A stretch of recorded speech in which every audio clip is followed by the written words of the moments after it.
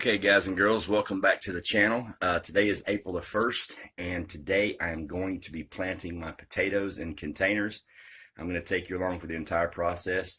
If I can figure out how to edit these videos and put them together. It may take some time, but I'll figure it out. I should have done it March the 1st instead of April 1st, but I got behind and I wanted to wait till the beginning of the month because the way I intend on growing my potatoes is year-round. I am going to put in some grow lights here in my basement, so during the winter months I can just grow them inside.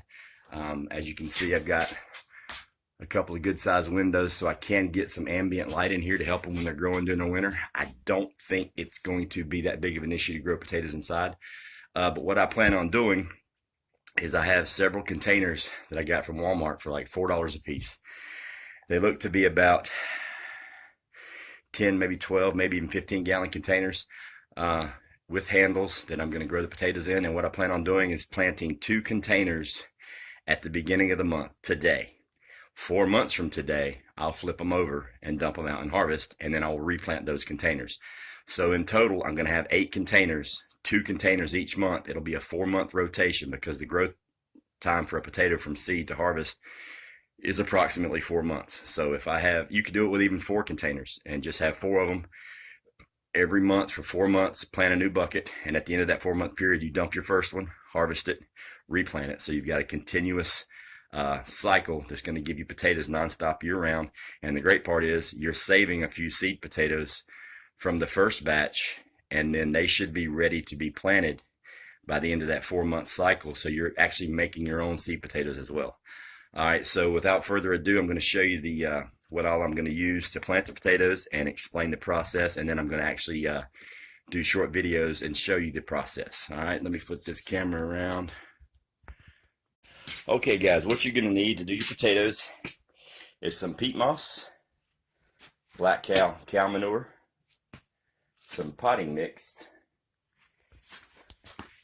bone meal, and blood meal. These are kind of optional. I like to use them because they do a really good job. Anything that Job sells is a really good product. Here's the potatoes, and if you can tell or not, they're from Walmart. They were sprayed with the seed inhibitor. They've been sitting in my cabinet for about 4 months. That's how long it took for the sprouts to blow through the seed inhibitor where they will start sprouting. So Walmart potatoes can sprout and will grow. It just takes a lot longer from the sprout. You're going to need a drill, and you're going to need a container. And these are the containers I got from Walmart. They were like $4 and something. I'm trying to see the size.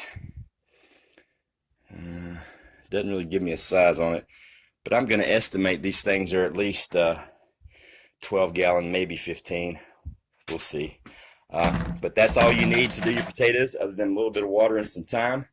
I'm going to get to it, and I'll check back in with you in a minute. Okay, guys, what I've done so far, your first step is your buckets. Went ahead and drilled a bunch of holes in the bottom. I'm only planting 2. Also, another thing I'm going to do is I'm going to do an experiment.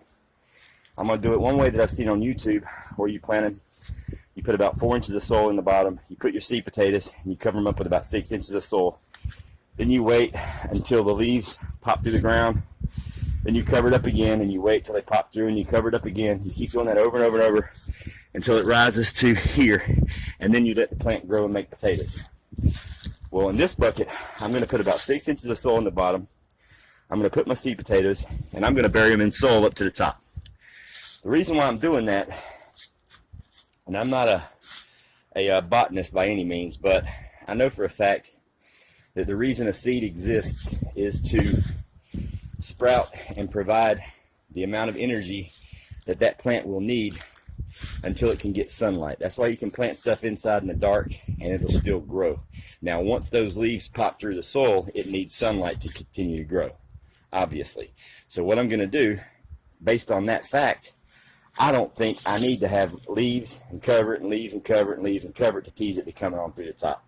So I'm going to plant it in here just like I plant any other seed and see what happens. Because to me, if you keep teasing the plant and you let the leaves pop up, they think they're getting sunlight, and then you don't, you shut them down for another 2 weeks till it grows to the ground, and you shut it down for another 2 weeks till it grows to the ground. To me, that's just, I don't think God designed seeds to work that way, okay? It just, that doesn't make any sense, all right?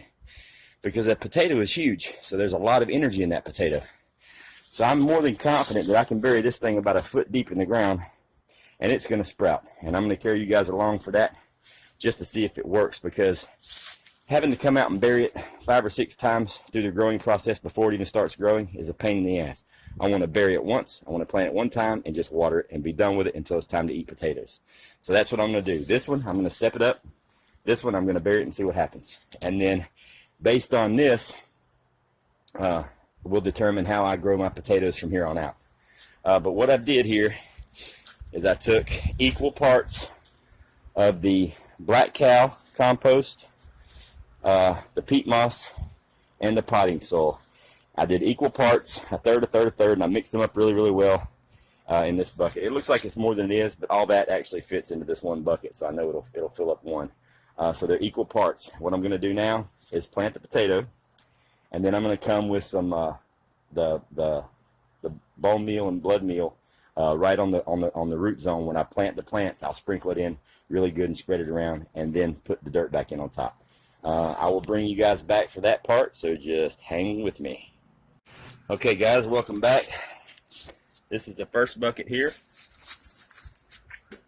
This one is the one that I'm going to grow it in stages. I'm going to cover it every time the leaves come through. I put 5 whole potatoes in both buckets. This one I'm going to grow in stages. This one I'm going to bury all 5 to here and see what happens. Before I put the potatoes in, I mixed in about a 1/4 cup of the bone meal and the blood meal in each one, and then I mixed up the dirt real well. Then I set the potatoes in. Now I'm going to cover them up, water them in, and leave them alone for 4 months. Well, except for this one, I got to come back every couple weeks to keep burying it, but we'll see what happens. Okay, so guys, I've just finished watering them in.